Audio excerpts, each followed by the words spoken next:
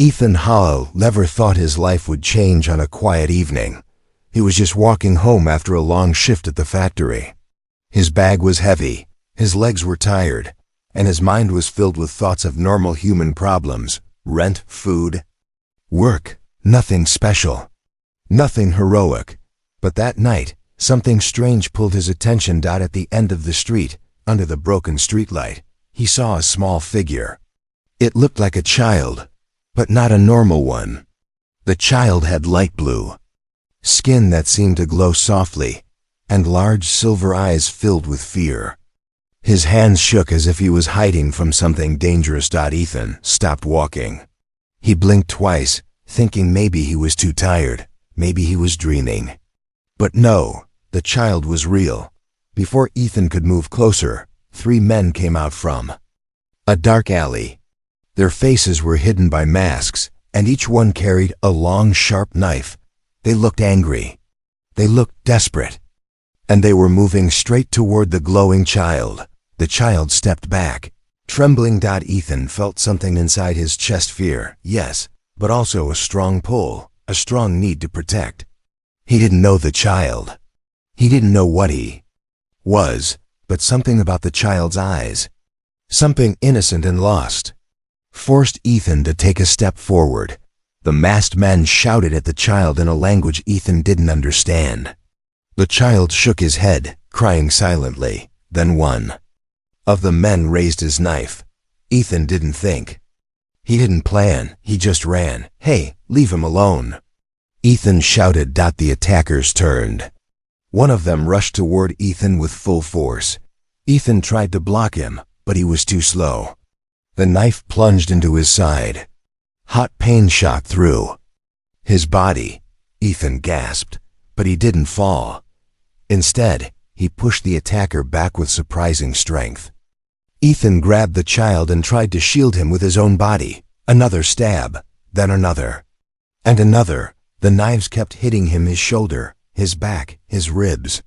Ethan felt each stab burning like fire. His vision blurred. His knees weakened. But still, he held the child close. The last stab went straight into his chest. Ethan fell to his knees, breath shaking. The attackers saw the child glowing brighter and ran away in fear. Maybe they thought the police were coming. Maybe the child frightened them. Ethan didn't know. He could barely understand anything now. All he knew was pain and darkness closing in. The child gently touched Ethan's face. His small voice whispered, "Do not sleep, please." But Ethan had lost too much blood. He couldn't stay awake anymore. His eyes slowly closed. Then something impossible happened. Child placed his glowing hands on Ethan's wounds. A soft blue light spread over Ethan's skin. His blood flowed backward into his body, as if time itself was reversing. His heart, which had almost stopped, suddenly beat with a strong, deep thump. Ethan's whole body lit up for a moment. Then the light faded. The child's silver eyes were filled with sadness and guilt. "I'm sorry, human. I cannot stay," he whispered. His voice had a strange echo, like 2 voices speaking at the same time. Before Ethan could open his eyes or speak, the child stepped back. His body shimmered like dust in sunlight. And then, he vanished. Not walked away. Not ran. He simply disappeared. The street became silent. Only Ethan's weak breathing echoed in the cold night. A few minutes later, his eyes opened again. He expected to feel the stabbing pain. He expected blood all around. He expected to die. But instead, he felt nothing. No pain, no wounds. His body felt light, warm, and strangely strong. He slowly sat up. His hands moved to where the knives had stabbed him, but there were no marks. No scars, not even a drop of blood. He looked around in confusion. What happened?" he whispered to himself. His heart beat faster, but not from fear. It felt stronger, like something new was living inside him.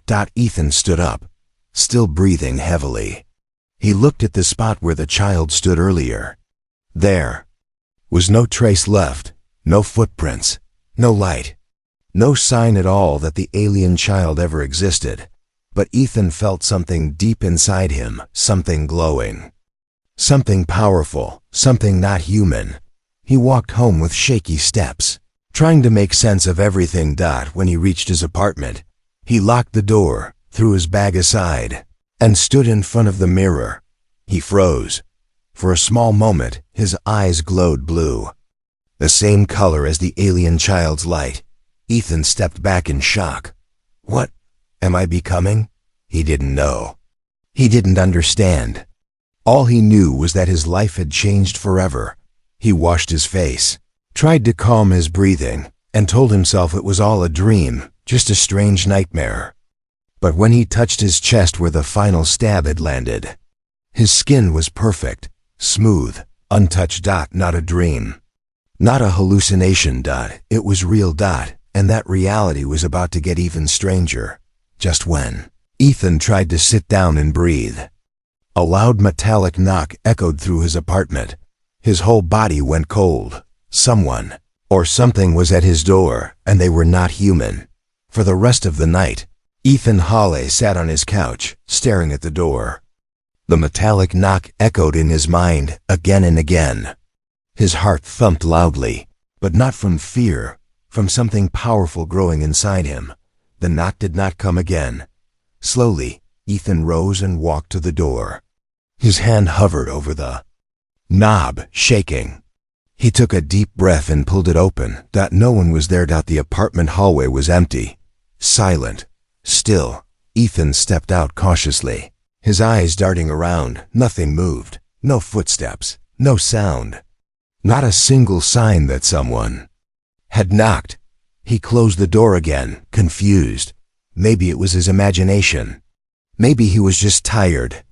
Maybe the stabbing, the glowing child, the healing, it all messed up his mind. He wanted to believe that, but something inside him refused. The next morning, Ethan woke earlier than usual.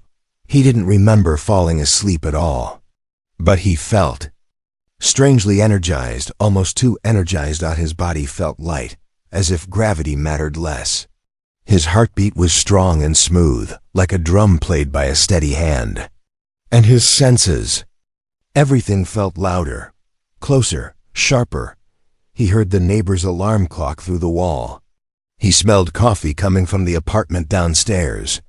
He saw dust floating in the sunlight, slow, clear, beautiful. He rubbed his eyes, but the world stayed sharp. This wasn't normal. Ethan hurried to the bathroom and stared into the mirror again. For a moment, nothing was different than it happened. His reflection blinked a half-second later than he did. He stepped back violently. What is happening to me? He whispered. He leaned closer. His eyes flickered blue, just for a heartbeat. Then normal again. He splashed cold water on his face, trying to break the fear growing inside him. But the water didn't feel cold. It felt warm. Was the water warm? Or was he warm? Nothing made sense anymore. While making breakfast, Ethan accidentally dropped a plate.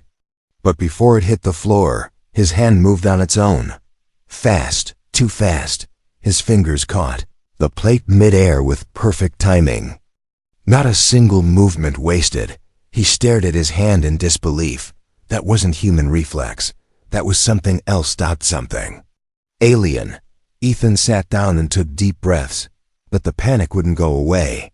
He pressed his fingers against his temples.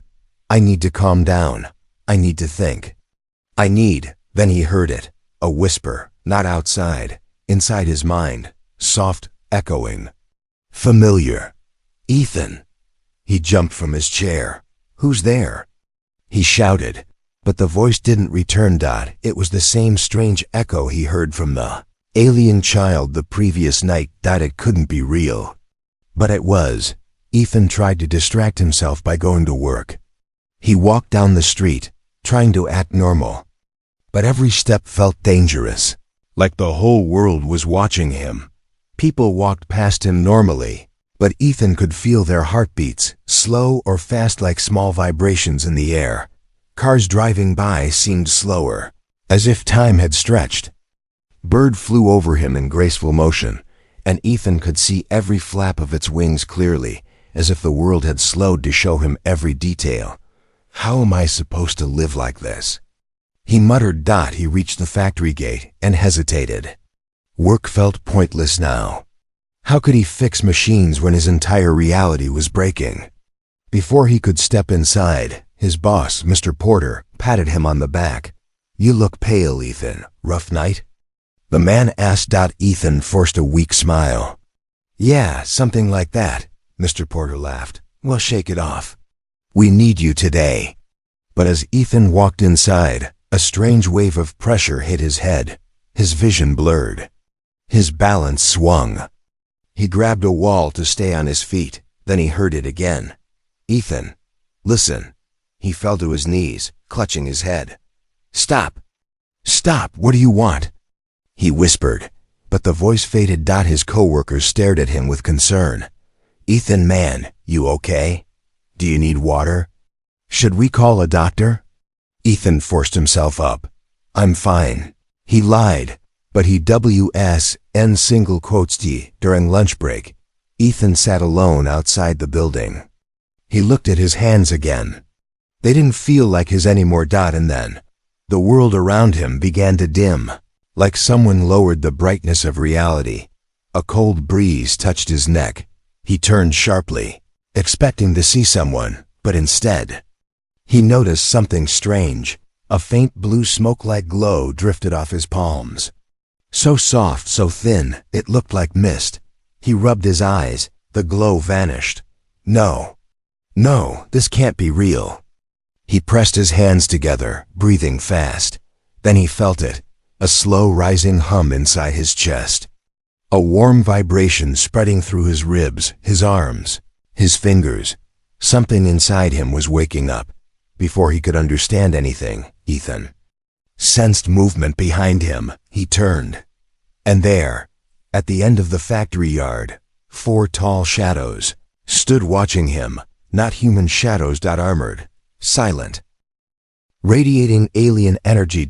It was the same presence he felt during the knock. Last night. They were here. And they were finally revealing themselves. One of the shadows took a step forward. Ethan's chest tightened. This was no dream, no mistake, no imagination. Something had come for him. Something not from Earth. Ethan Hawley froze. The 4 tall shadows at the edge of the factory yard stood completely still, watching him with silent intensity. The air around them felt heavier, thicker, almost electric. He blinked, hoping his eyes were playing tricks. But when he opened them again, the 4 figures stepped out of the shadows. They were not human. They looked like soldiers from another world, each one wearing smooth metallic armor with thin glowing lines running along their arms and chest.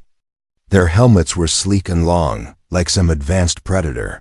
Their eyes shone through dark visors with a cold blue light. The same blue that had healed Ethan's wounds. Ethan's heart jumped. His throat tightened. He took one step back. The lead soldier raised a hand, not to attack, but in a slow, controlled gesture. Almost respectful. Human Ethan Hawley, the soldier said. The voice was deep, echoing, almost musical, and definitely not from Earth. Ethan's legs wobbled. He had never told them his name. How do you know who I am? Ethan whispered. The soldier slowly removed his helmet. Underneath was a face that was almost human, but not fully. Smooth, pale blue skin, sharp, clean features, silver eyes glowing faintly. Short, white-blue hair tied behind his head. He looked like an adult version of the child Ethan had protected. Ethan's breath stopped in his chest. Don't be afraid, the alien said softly. We are not your enemies. Not enemies? Then, why did Ethan feel like running? Another soldier stepped forward. Her armor was slimmer, with brighter glowing lines. She scanned Ethan with a small wrist device. A soft chime rang. Confirmed, she said. The imprint is active. He carries the royal bioenergy. The others exchanged quick looks, some respectful, Some shocked. Ethan raised his hands, confused and scared. Look, I don't know what you're talking about. I'm just a normal person. No, the lead soldier said. You are far from normal now. Ethan swallowed hard. The alien soldier stepped closer, his eyes studying Ethan carefully, almost like reading him. You saved our prince. The words hit Ethan like a punch. The alien child. The glowing hands. The strange healing, all of it rushed back into his mind. What do you mean, Prince? Ethan asked, trying not to panic. The soldier placed a curled fist across his chest, a gesture of honor. Prince Keller, he said. The boy you protected last night. Ethan shook his head slowly. The idea seemed impossible. Prince? He was just a scared kid. A scared child, the soldier agreed. Who carries the heart of an empire? Ethan tried to breathe, but everything felt unreal. Another soldier spoke, his voice rough like metal scraping stone. You took 8 blade strikes meant for him, 8 fatal wounds. Any human would have died before reaching the ground. Ethan frowned, remembering. The stabbing, the pain, the darkness, the child's voice, the healing light, the impossible survival. Yes, Ethan whispered. Lived, but I don't know why. The lead soldier looked at him with something close to admiration. You lived because the prince chose to save you. And when he healed you, he gave you something else, something no human has ever carried. Ethan felt a cold shiver climb up his spine. What did he give me? The female soldier answered quietly, royal bioenergy. It changed your cells. It marked you. Marked me for what? Ethan asked, voice trembling. For protection, the leader said. And for danger. Ethan stepped back again, shaking his head. No, I didn't ask for any of this. I just tried to help a child. And that, the soldier said, is exactly why you were chosen. Ethan's mind spun. He looked around, searching for a normal explanation, something logical, something human. But nothing made sense anymore. What do you want from me? He finally asked. The soldiers looked at one another. Then the leader spoke, voice calm but serious. We are here to protect you, because our enemies will come for you. Ethan felt ice settle in his stomach. Enemies? Why would aliens want me? The soldier's eyes glowed brighter. Because you now carry the same energy as our prince. If they capture you, they can track him. If they kill you, they can break him. Ethan stopped breathing for a second. You're telling me I'm connected to him? More than you know. Before Ethan could speak again, the air vibrated with a deep, rumbling sound. The soldiers instantly raised their weapons. A shadow covered the factory yard. Ethan looked up. A spaceship, sleek, long, black as night, hovered above the building, silent, watching, pointed directly at them. The female soldier cursed under her breath. They found him. The lead soldier grabbed Ethan by the shoulders, his voice suddenly commanding. Human, listen to me.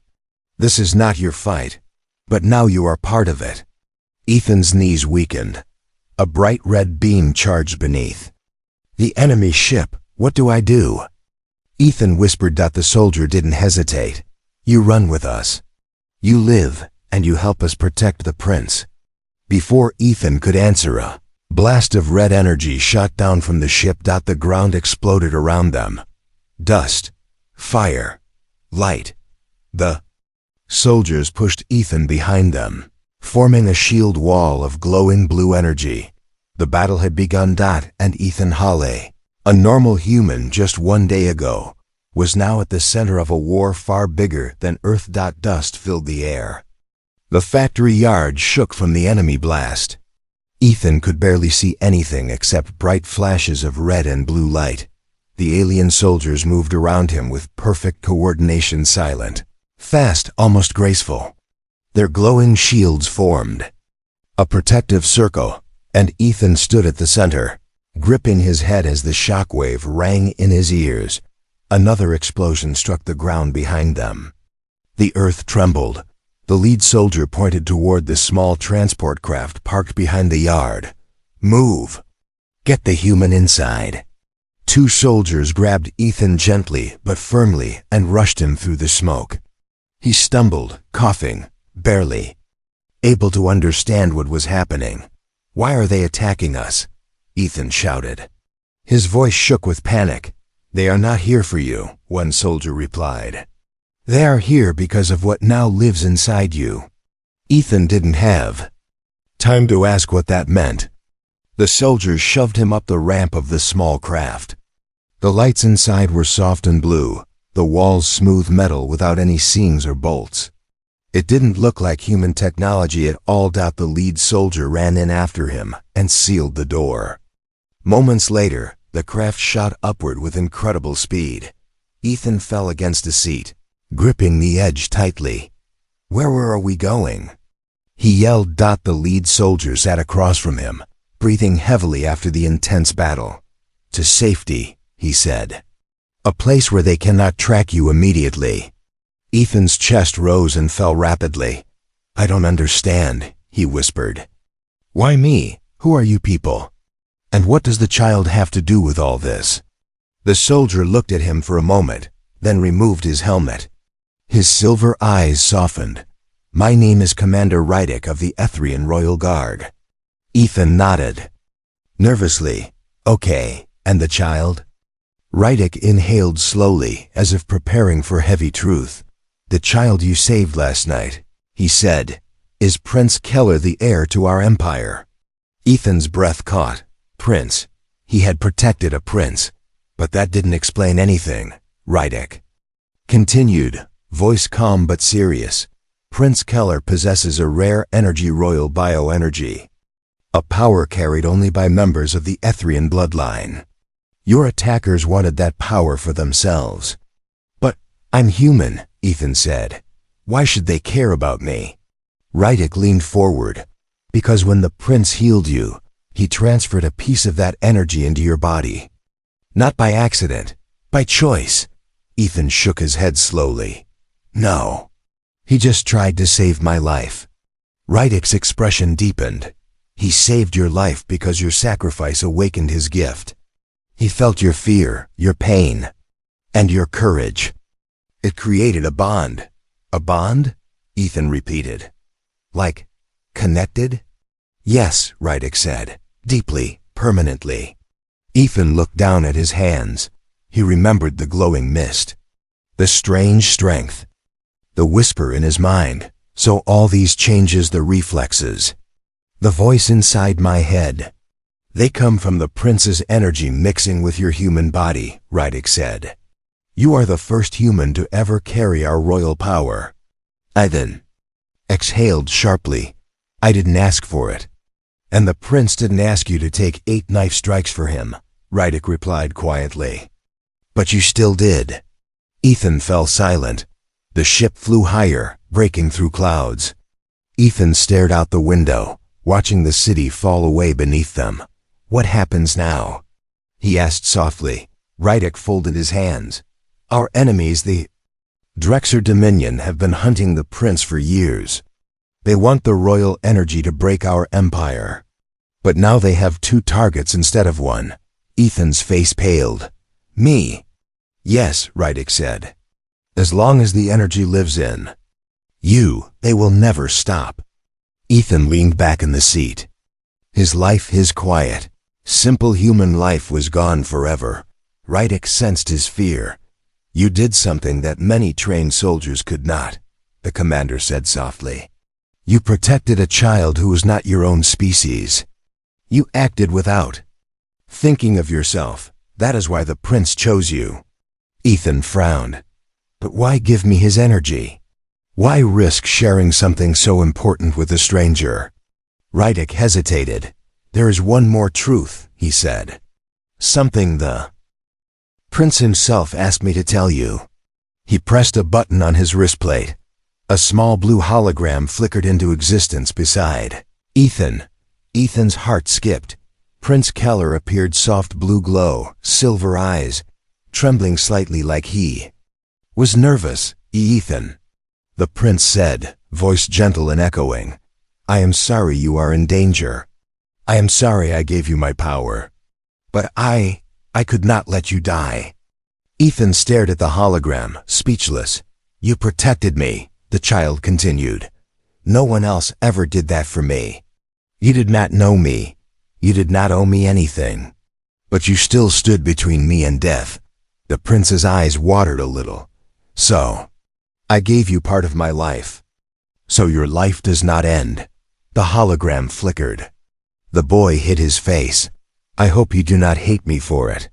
The projection ended. Ethan sat frozen, for the first time since the stabbing. He felt something deep inside his chest, not fear, not panic, but something warm. He had saved a child, and that child had saved him back. Rydick placed a hand on Ethan's shoulder. "The prince trusts you," he said. "More than anyone, which means you are now part of our war, whether you like it or not." The ship suddenly shook. Lights flickered. Rydick stood instantly. No, they found us again." Ethan's breath stuck in his throat. Outside. The window. Something massive darkened the sky. Another enemy ship. Bigger. Closer. Targeting them. Rydick drew his weapon. "Human Ethan Hale," he said firmly. "Prepare yourself." The small Etherian craft shook violently as the giant enemy warship appeared above the clouds.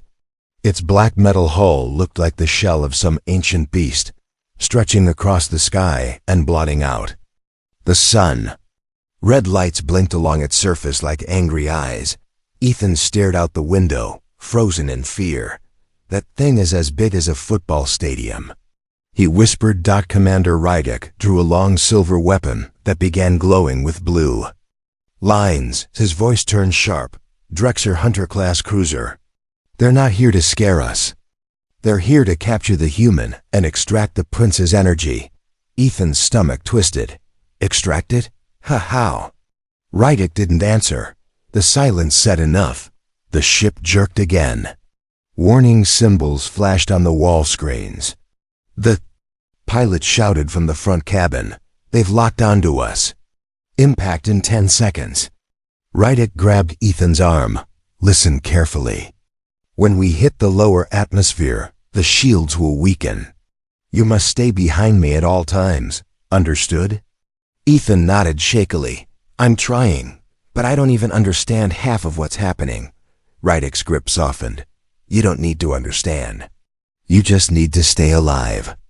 A red beam shot from the enemy ship. Had hit their craft with a deafening boom. Ethan flew backward, hitting the wall. Lights flickered.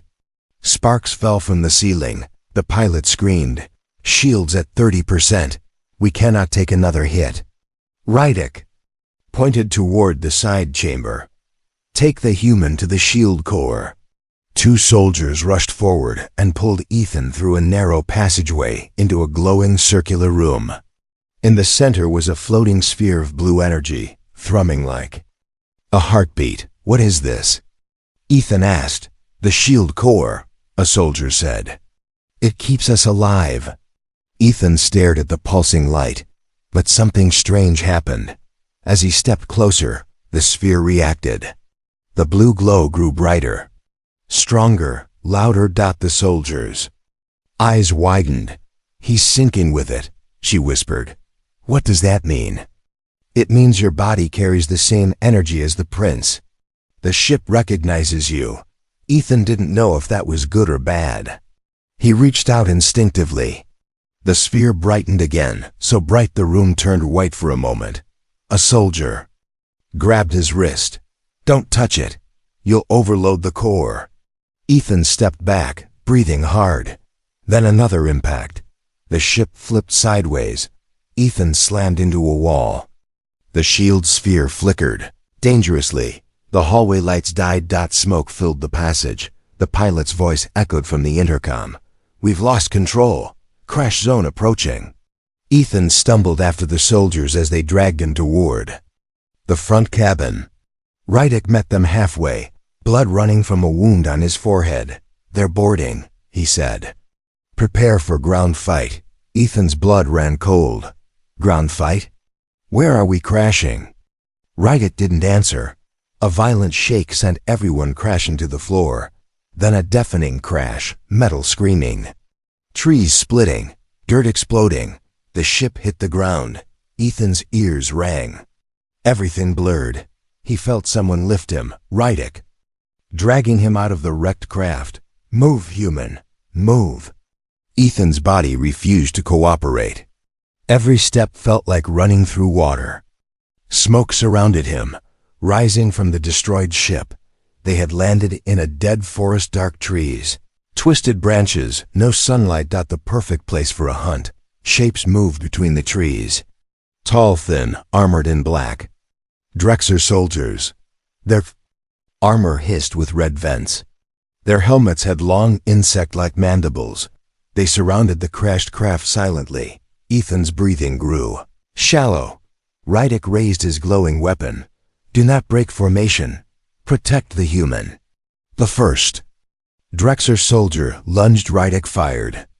A blue pulse hit the Drexer in the chest, throwing him back into a tree. 3 more rushed forward. Etherian soldiers fought them in perfect sync, blue light against red fire. Ethan stayed behind a broken wing of the ship, trying to stay small. An invisible dot, but then something strange happened inside him. His chest started vibrating. A low, soft hum, like a distant storm building. Blue light flickered faintly beneath his skin. No, not now, he whispered. He pressed his palms against the dirt, trying to calm the energy, but the light only grew. A Drexer soldier saw it. There, the creature hissed. The human carrier. It aimed its weapon at Ethan. Ethan froze. He raised his hands instinctively, and suddenly a shimmering blue shield snapped into existence in front of him. The Drexer shot at it. The blast hit the shield and ricocheted backward, exploding against a tree. Ethan stared at his glowing hands in shock. I did that? Rydick turned, eyes wide with disbelief. Human, you activated an energy shield without a conduit. How? Ethan shook his head rapidly. I don't know. I didn't try my body. Just before he could finish, another Drexer rushed at him. Ethan raised his hands again. A larger shield flared up, brighter, stronger. Rydick's jaw tightened. This is impossible. Even the prince needed training to do that. The Drexer troops hesitated now. Their armor rattled. Their red lights dimmed. Ethan, a human, had become dangerous. Very dangerous. Rydick stepped beside him. Human Ethan Hale, he said, voice shaking. Between fear and awe, you may be the weapon they feared. Ethan stared at his glowing hands. I didn't want to be a weapon. Rydick looked toward the dark forest where more enemies approached. Wanting doesn't matter anymore. He raised his weapon. They're coming again. Ethan took a trembling breath and stepped forward. The hunt was not over. It had only begun. The forest had gone silent, not peaceful, but the kind of silence that comes when predators stop moving. Because something much bigger is about to appear. Ethan Hale stood with trembling hands, blue light fading from his palms. The Drexer soldiers had pulled back into the trees after seeing his shield. Even they seemed unsure now. Hunting but cautious, Rydick placed a firm hand on Ethan's shoulder. Do not panic, he said. Fear makes the energy unstable. Ethan tried to steady his breathing. But how could he? One day ago, he was a normal human. Now he was glowing like a living battery and being hunted by aliens in a dead forest. Rydick lifted his head, looking into the sky. We need to reach the extraction point. Our mothership will be scanning this region soon. Ethan nodded. His heartbeat calmed a little. But then, a voice echoed in his mind. Ethan.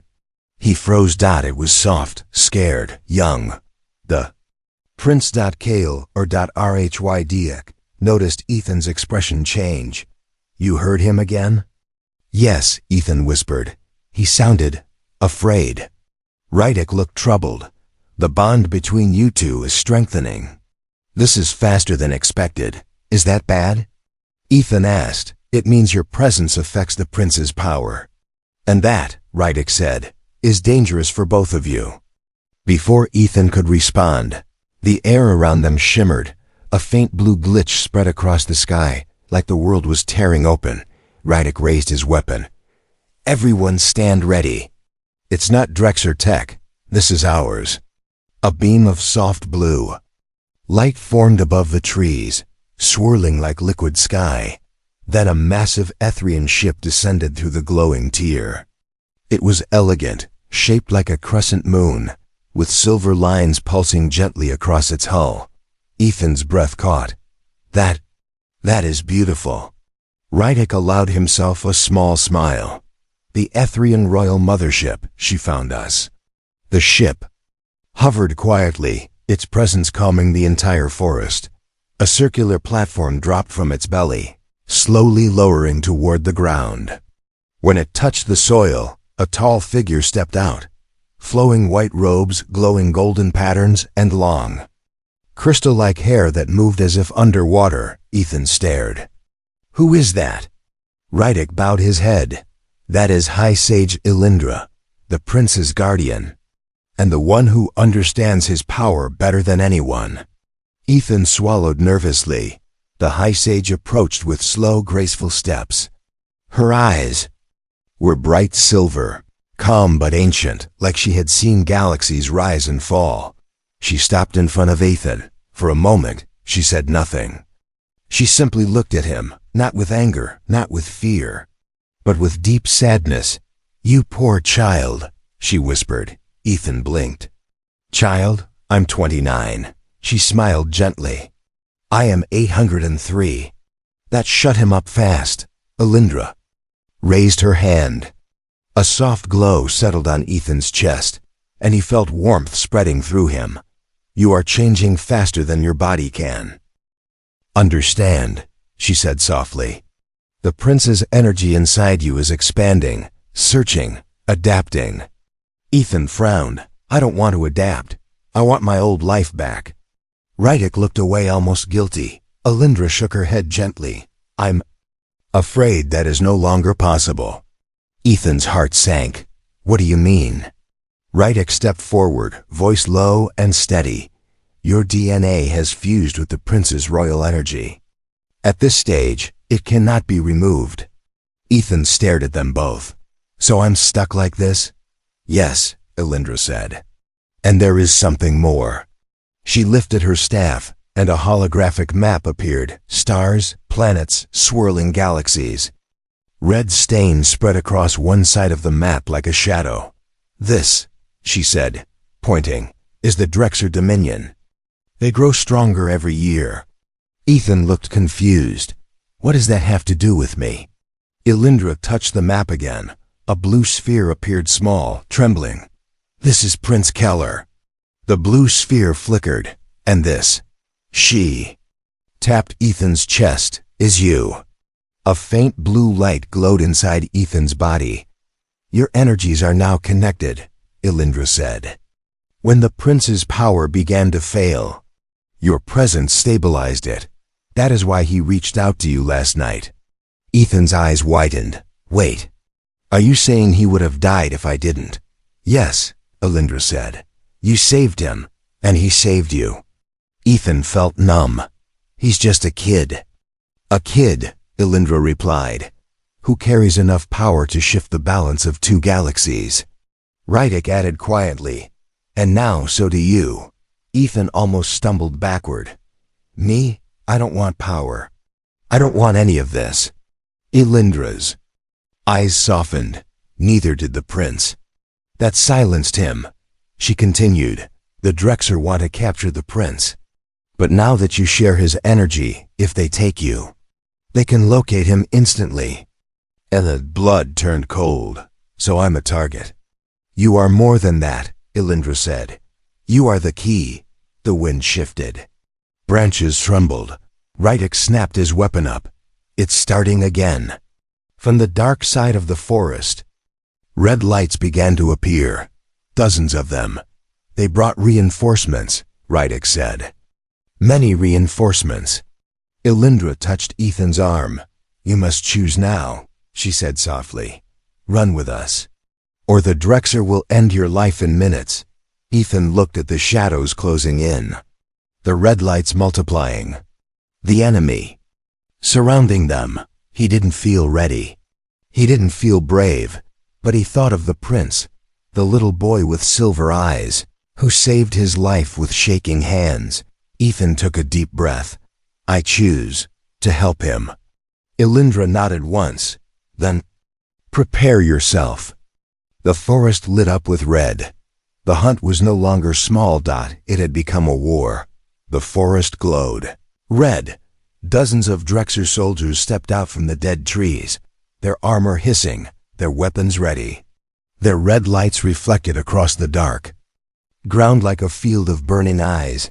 Ethan Hale stood between Commander Rydick and High Sage Elindra, his heart racing but his feet planted firmly. He felt the prince's energy humming inside him, warm, bright, steady. He had already made his choice. Now he had to survive it. Rydick raised his glowing spear. "They will try to separate us," he warned. "Do not let them isolate the human." Ethan swallowed. "Yeah, good reminder." Elindra placed her staff into the soil. Soft blue rings rippled outward, forming a protective barrier around them. "It will hold for a moment," she said. But only a moment. A Drexer commander stepped forward, towering above the others. His armor was thicker, marked with crimson patterns that pulsed like veins. When he spoke, the voice was sharp and metallic. "Human," the creature growled, "you carry stolen power. Surrender now, and we will spare your world." Ethan felt something inside him snap. He took a step forward. "It wasn't stolen," he said firmly. "The prince gave it to me." The Drexer commander hissed, mandibles clicking in anger. "Then we will take it from your corpse." He raised an arm. Every Drexer soldier aimed their weapon. Rydick whispered, "Brace yourself." And then, the forest exploded into chaos. Red blasts slammed into Elindra's shield, shaking the air. Blue cracks began to form in the barrier. "Not good," Ethan muttered. Elindra gripped her staff tightly. "I can hold for 20 seconds. "No more." Rydick turned to Ethan. "Human, listen. When the shield drops, they will attack us from all sides. Your task is simple. Survive." "That's the opposite of simple," Ethan said. Rydick actually smiled. "Welcome to our world." The shield shattered. The Drexer stormed forward. Rydick and the Ethrian soldiers charged to meet them, blue light versus red fire. Ethan tried to stay behind them, but a Drexer soldier lunged at him. Its weapon aimed straight for his chest. Instinct took over. Ethan raised his hand. A shield of blue energy burst outward, throwing the Drexer back like a ragdoll. The creature smashed into a tree and fell still. Ethan stared at his glowing hand. "I did it again." Another Drexer ran at him. Without thinking, Ethan swung his arm across the air. A wave of blue energy shot out like a curved blade of light and sliced through the soldier's weapon, ripping it apart. Rydick saw it mid-battle. "Incredible," he gasped. "He learns in seconds what takes our recruits years."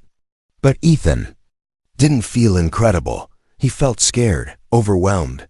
But he also felt something else, a voice, soft, familiar. "Ethan, I am with you." Prince Keller, the Bond, was speaking again. Ethan felt a sudden rush of strength through his chest, like someone was gently pushing him forward. Keller's voice echoed, "You saved me. I will save you." Ethan's fear vanished. A Drexer commander charged him from behind, roaring. Ethan didn't turn. He didn't look. He simply raised both hands. A massive dome of blue energy expanded from his body, pushing out in all directions. Drexer soldiers flew into trees, weapons shattered. Ground cracked. Even Rydick stumbled backward, eyes wide. "By the stars," he whispered. "A human doing this. It should be impossible." But Ethan didn't hear him. His heartbeat was louder than the battle. His mind suddenly felt clearer than ever. Something inside him, something ancient and powerful, had awakened fully. He saw the Drexer, leader, aiming a huge cannon at Alindra. "No," Ethan whispered. He sprinted forward faster than he had ever moved before. The cannon fired. A red beam shot straight toward Elindra. Without thinking, Ethan leaped in front of her. "Ethan, no!" Rydick shouted. The red beam hit Ethan's chest. A flash of white-blue light erupted. Silence. Ethan floated in the air for a moment, wrapped in glowing light. The beam dissolved into tiny particles around him. He opened his eyes. His entire body glowed. Like a living star. Elindra gasped. "The royal energy. It has accepted him." The Drexer commander stepped back for the first time. "What are you?" the monster demanded. Ethan slowly touched the ground again. "I don't know," he said honestly. "But I'm not afraid of you anymore." Blue cracks of energy spread across the air behind him like wings. Rydick stood beside him, gripping his weapon tightly. "Human Ethan Hale," he said, voice full of pride.